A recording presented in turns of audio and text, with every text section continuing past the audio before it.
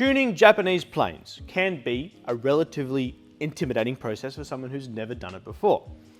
In this video, I'm going to walk you through what I would consider 5 important steps in the plane tuning process in order to get a good result.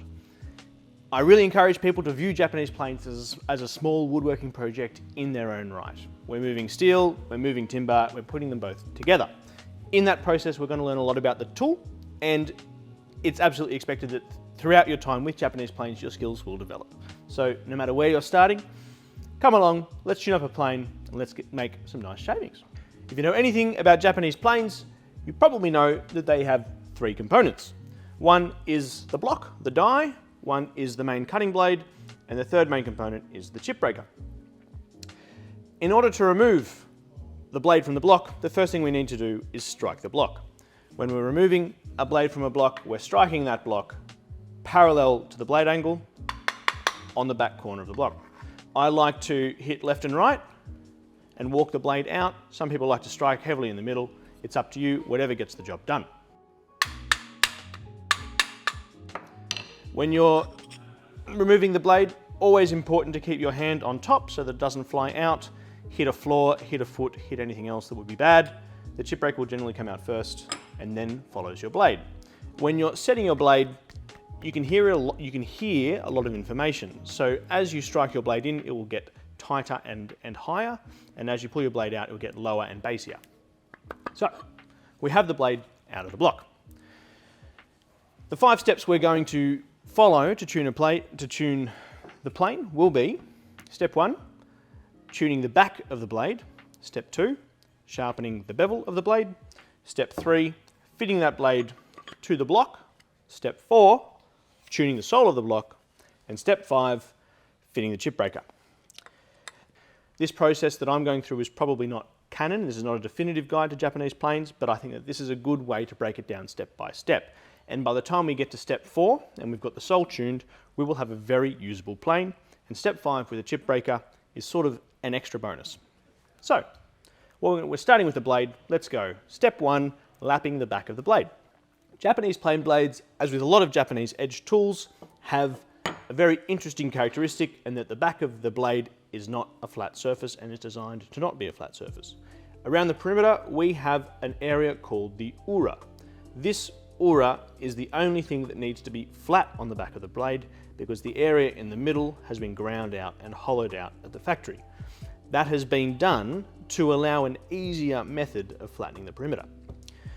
What we're aiming for when we flatten the back of a Japanese plane blade is that this cutting edge is dead straight, dead flat, and nicely polished. By having a nicely polished surface on the back of the blade, we can unlock the full sharpness of the bevel, and we can also get a dead flat mating area against which our chip breaker can marry. If these two surfaces aren't dead flat, we will have little gaps that will allow chips and shavings to get into them, and when we have chips and shavings jamming between the chip breaker and the plane will stop working. So, this process is not something that's generally done in the West. However, if you've invested a good amount of money in a high quality Japanese plane, it is really worth doing to make sure that you can get it closer to its full potential. So, let's start there.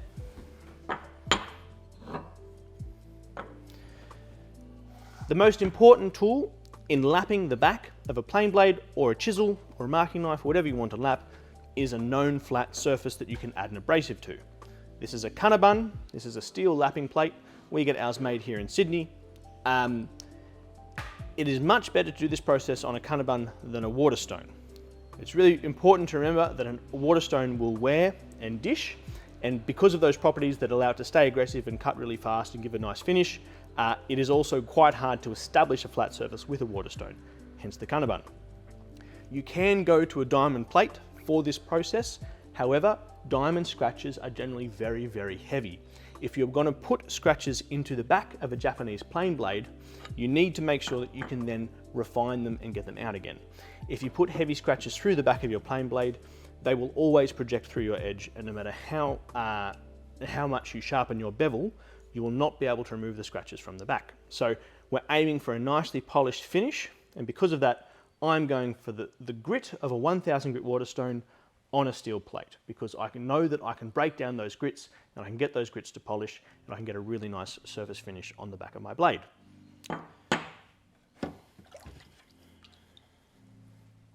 1000 grit Waterstone, steel lapping plate, meet each other. By scraping the 1000 grit stone across the plate, I impart a slurry. I take the back of my plane blade and place it down on the Kanaban. What I'm doing here is I'm only lapping the front 20 mil. You can lap the whole thing all the way back to halfway up the blade where the hard steel finishes. However, that's a lot of steel to move. What I prefer to do is just work the front 20 mil and make sure that my edge is dead straight.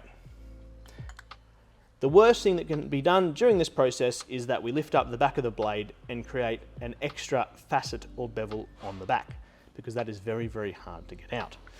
So if this sort of falls off the blade and the back falls down to the bench during this process, that's not going to cause too many issues, but if I lift it up too high, that can make my work much harder.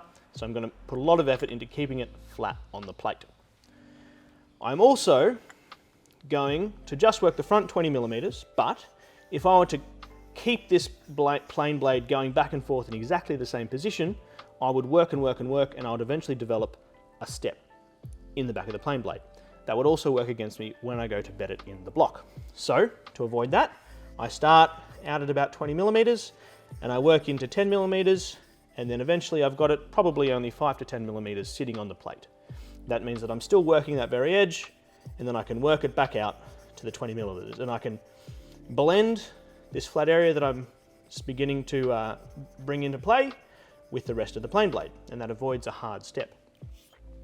What I'm looking for is that this matte finish that I'm generating on this slurry on the Kanaban is all the way across my edge.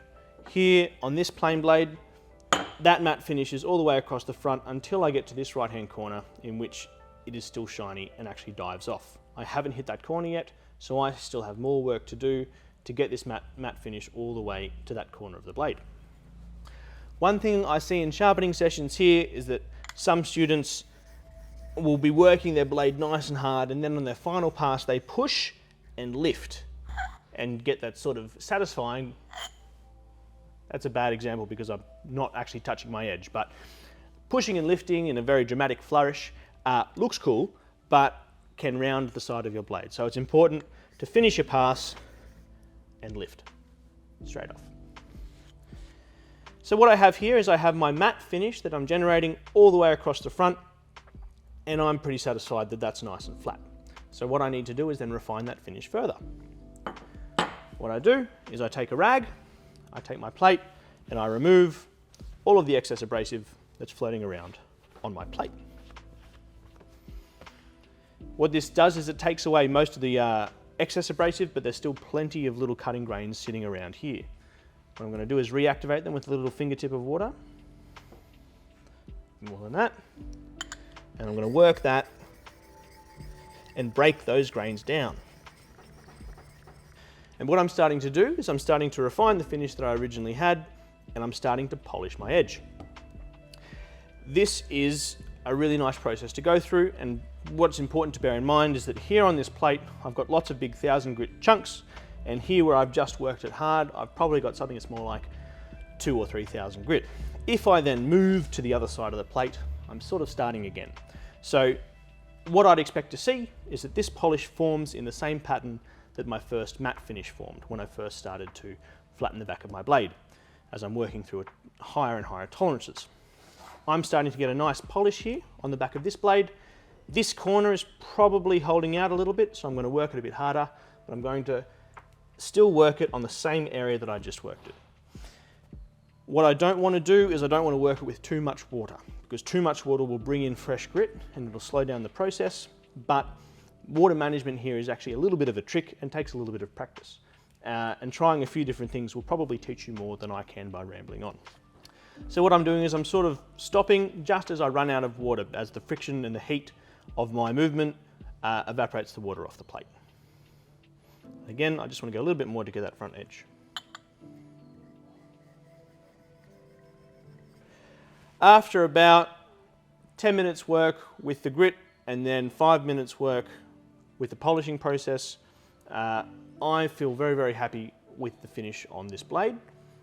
And having done that, gotten that to a nice polish and nice and flat, I am ready to move on to the second step, which is sharpening the bevel.